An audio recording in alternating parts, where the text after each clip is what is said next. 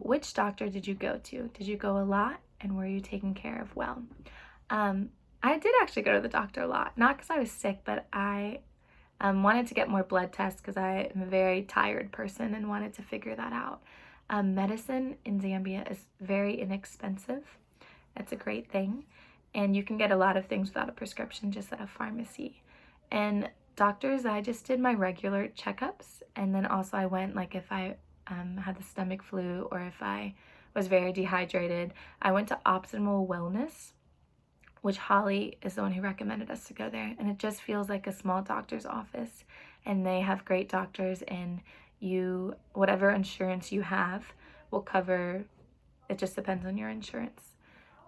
But everything is very inexpensive. So even getting a blood test is not very much money, or getting an x-ray, or staying the night at a hospital, which I never had to do. The fees are just much lower. And so that is a benefit. And so I went to Optimal Wellness. I also would go to Coptic Hospital if I needed a shot, or to Fairview Hospital when I was sick one time. And I think I was taken very, very good care of. And anything that they would give me, like if they had to give me a shot, you could always see them open up and you could see that it's a new needle. And yeah, so I would say I felt very safe when it came to going to the doctor and going to a hospital. Did you travel? What did you go see? How did you know what to do and go where? I did travel a lot. I loved it. And so I would have to save money to be able to go to different places. But I went to Namibia and saw sand dunes. I went to South Africa and saw beautiful oceans and mountains, and South Africa is beautiful. I was able to go to Zanzibar, which is in Tanzania, and it's a beautiful, beautiful beach. I'd never been to anything like that. And then I traveled a lot in Zambia. So I would go, there's a big bat migration that's like 7 hours away. And I would go to national parks and I would sleep there, and I would do some game drives and see animals. I went to Zimbabwe for some hiking. And so I mostly went to the countries that were close to Zambia, or I traveled in Zambia. And I knew how to go, where to go, by asking other people that had traveled there. I would say looking things up online is definitely a way to do it, but it's harder because a lot of it isn't straightforward. And so I would ask my friends. Usually I went with a lot of friends, with expat friends who also wanted to travel and hadn't seen as much. And so I just had a group of people, and we would have trips and just invite anyone that wanted to come. And there's one national park called Lower Zambezi, and it's very close to Lusaka. It's about a 3-hour drive, and you're on a river, and there's hippos, so many hippos and crocodiles and animals. And that was one of my absolute favorite spots because it was only 3 hours drive, and it was there's lots of lodges, Gwabi and Sofu, and so you could pay like $10 a night to camp there, or you could get a lodge that was like $50, and or share one with a friend. And I went there often because it was a really nice place to get out of the city that wasn't far and that was on the water. And whatever lodge you went to, you could go out on a boat and go fishing. And so I just think traveling is very fun, and it is doable, and you can do it on a low budget. But it helps so much to ask people for recommendations and what they did and where they stayed and how to do things on a lower budget, because there's always expensive ways. And so I would encourage traveling if you can, especially to the Lower Zambezi. How often would you recommend leaving Lusaka? I think time goes by very fast, and as I'm getting older, I'm learning that more. And so I went home once a year, and that really seemed like enough for me, but I would go home for a longer time. So I wouldn't just go home for a week. I would go home for a couple weeks and use my leave to be in America longer. And so I went once a year. One time maybe I went twice because a friend invited me to come back for like an engagement. And but I don't think I needed to go more because Skype and FaceTime are so easy to do that I was probably more in contact with my family than I'd ever been before. And so going home once a year was good. I would say it's good not to go home too soon because I think it's nicer to get used to Zambia and then to go home and to be able to share it. So I wouldn't go home in the first couple months that you're in Zambia. I would take some time to go back. what are some of the most challenging cultural differences? So one that you will learn is that everything isn't always efficient, and this is a developing country, and I think one thing that was challenging is when I really wanted to get something done quickly, it was much harder. And so I would try to go to this office and they would tell me to go to this office, and I would go to this office, and it just at times felt really disorganized for me. And that's not really, I wouldn't say that's a cultural difference. I would just maybe say that is what's happening in Lusaka. People really struggle with confrontation in Zambia, so they aren't really going to tell you no, and they're not going to say, like if you're like, can you come to this? I really need your help. They're most likely going to say yes and then not come. And so that was something that got a bit challenging, is that people would make promises, or I don't know if promises is the words, is they said they were coming to something and they wouldn't show up, if that was assessments, if that was meetings, and that I think is part of their culture, where confrontation is not easy. And then also timing for them, they have a slower pace of life, and it could be because of how they travel and how long it takes to get places, but at times it would be challenging that people didn't come, or people wouldn't call back, or they would come very late. Another part of Lusaka, I would say, is that there is opportunity crime. So I always felt safe. I really never felt like I was in danger, but I would have to be careful with my items at home. Like if most people have maids, and that is so you can give another person a job. So it's very culturally normal and pretty expected that anyone would have a maid, like me and you. But I would have to be a bit careful with my things and to pay attention, because this maid is coming in and I have so much more than she has, and she gets to see all of that every day. And so I had great relationships with the people that worked in my house, and I cherish those relationships. But it was a bit challenging to have to just be careful with your items. I wouldn't say you have to hide everything in any way, but not to leave money out, or just to be aware of little things. And so I would say that's a cultural difference, but it never really was that hard for me. Just at times it was a little hard. But there's so many good cultural differences I'm about to. Oh, one funny one is that people are very like I'll come into work and they'll say, oh, you look so tired. Like, they're not very sensitive people, so they're gonna tell you how you look. Or one funny cultural difference is that having weight isn't a bad thing. It probably means you have food. And so they would say, wow, Martha, you're looking so round. And I would be like, oh no, like I'm fat, which is just like you just don't have to overthink it. Or they would say, oh, you're so tiny, like you need to eat more. And so there are funny things that people would tell you that most people wouldn't tell you in America. And I think it's a great opportunity to laugh. I don't think it's something to be too self-conscious about. So what are some of the cultural differences that I liked? There are so many parts about the Zambian culture that I love. So one is that they're very relationship focused. You go to work and you say good morning, how are you, to every single person that is there. And I love that. It's very relational, where you talk to people. People are so friendly. You ask them how they are, and it matters. And that is something where pretty much anyone I met was so easy to just have a conversation with. And I really love that about the culture. Another thing is that they love dancing. So every single Zambian is incredible at dancing. It blows my mind. I think they're born dancers, but even little like 4-year-olds are so good at moving their body, and it's just part of their culture. And some of us would maybe be like, oh, that's promiscuous dancing, but it is so fun. And so at circle time, there's lots of dancing. Just anywhere you look, there's a lot of people dancing, and I love that about their culture. There's a lot of laughter.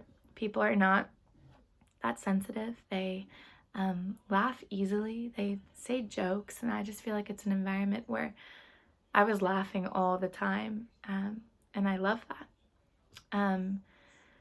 I also did love, so I said this in the other challenging one, the timing, the pace of life is slower, and that is something that I enjoy. It takes more time to go grocery shopping. It takes People aren't as rushed, and there's not this extreme pressure to perform, which I felt maybe more at my home in the States. And it's something I really enjoy. And so pace of life was slower. Getting places weren't as stressful because you didn't have this big stress to have to be there on time. I'm trying to think of any other. I think it's really the people. They are so welcoming, and they are just so alive. And so that's something I loved about the culture. I still love about Zambia.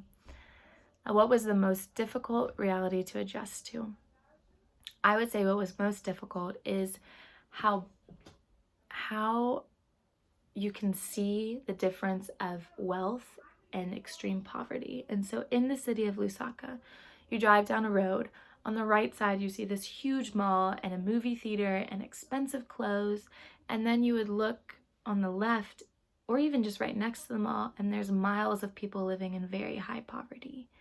And it's everywhere. I mean, where my house was, right next door, is also people living in miles of poverty. And that is something that there is a balance of feelings. Every day you can't feel that heart wrench, but also every day you can't ignore it and become numb. And so I think it's a blessing that we get to work in the compounds with our moms, because I learned so much through that. But a difficult reality is that you're going to go to a movie and you're going to have a friend who never has been to a movie in their whole life. Or you are going to walk down a road and you're going to see people living in places in poverty, but you're going to go walk into a grocery store and buy groceries. And so I think I don't know, I learned so much from it, but I also learned to just be friends with everyone. And I don't know, I just think it's a reality that on some days we're harder and on some days wasn't as hard, and you'll have people asking you for money and asking you for help often. And I would just talk to people to learn how to navigate that. A lot of teachers I worked with said you shouldn't give money because those kids are not in school and they can be in school for free, or they're not going to use that money well. And so we do work with one of the most at-risk population, kids with intellectual disabilities. And so the teachers I worked with always encouraged me, if you want to give to our families. They need it. And so it's something you will see every day, that you will see a huge mall and then people that would never go to that mall. But there is a huge class of middle class, and so people do go, but it just is a difficult reality to understand and to navigate. But at the same time, it wasn't extremely difficult. It just made me think a lot and ask a lot of questions. What did you do to unwind on a stressful day? So I went to the gym a lot. A couple of the malls have some good gyms with equipment you've probably seen, and I got a gym membership, and it is a bit more expensive, but it was really good for me. And so I would go to the gym and run if I had a really stressful day. I would also just go home and watch a movie that I loved. I would go to dinner with some friends to unwind. I would go on walks a bit farther out of the city, and that really helped me feel less stressed. Or I would go to Holly's house, and she would make us, she makes the best dinners and the best salads. I would eat with her family and just be with her family. And I think that always felt good because her kids are incredible and loving, and they are both, Eric and Holly are so loving, and that made me feel a bit more when I missed home. Just made me feel more loved. And so those are a few things. There's many things you can do, but the gym was very helpful for me. When you think back on the most stressful days, why were they stressful? What contributed you to feeling overwhelmed or uncertain about your life in Zambia? So I don't think I questioned many days. Someone once told me that it's very normal that you're gonna hit a point where you do question, like life is harder for some reason, and I think it's really normal, and you learn through it.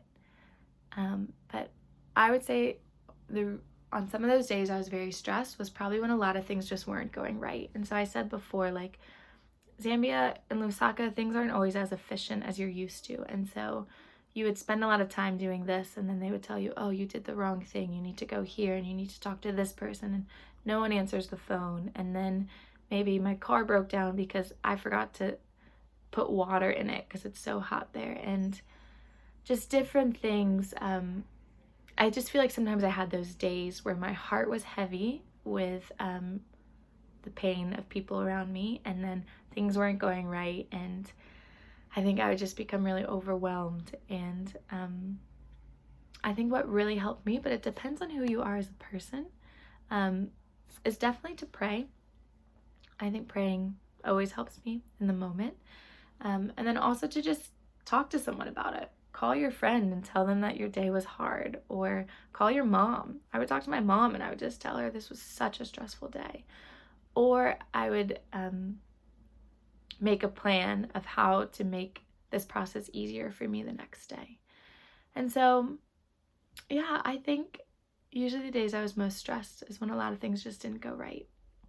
But that's life. That's anywhere you go.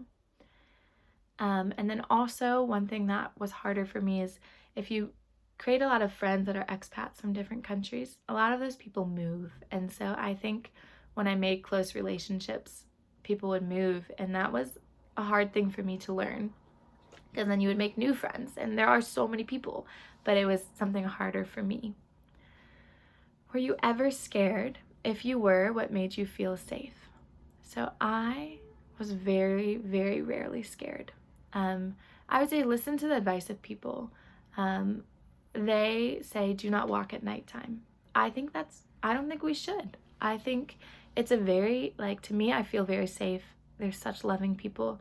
But at nighttime there are people, and I mean daytime too, but really in my mind it was a nighttime thing, where there are people that want to break into houses, or that are just needing money. I don't know.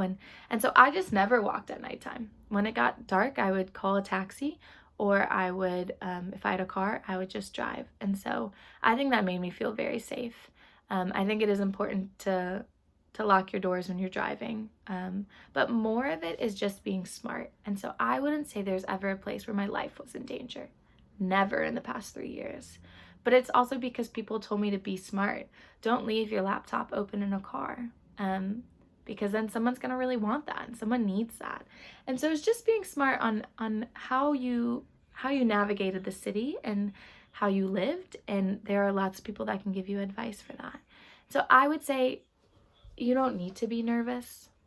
I really never was scared. And if I was, I would just call someone I knew and have them remind me of the safety in Zambia. Also remind me that I am being smart and there's no reason for something to happen. And yeah, I'm trying to think of more advice in that.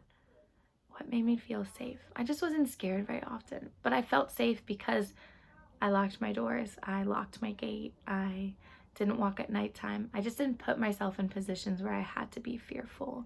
And I think that really helps, because I think it's this is funny. I just came back to the States and I'm running, and I'm more nervous around cars that are tinted and people here than I ever was in Zambia. And it probably just is because it's a new culture. So you're getting to know the people and you're getting to understand how everyone is. And yeah, so I think just not doing a lot at nighttime, not walking around at night, is smart, and to not go to certain places. People will tell you that, where not to go and where not to drive and how to be wise. And I think if you listen to those, there's no need to be scared. Ooh, I think that's it. I hope this was helpful. I would always love to be a resource. I am not working at Special Hope anymore, but I would love to share experiences, and if you have questions, I would love to answer them and to communicate with you. So I hope this is helpful.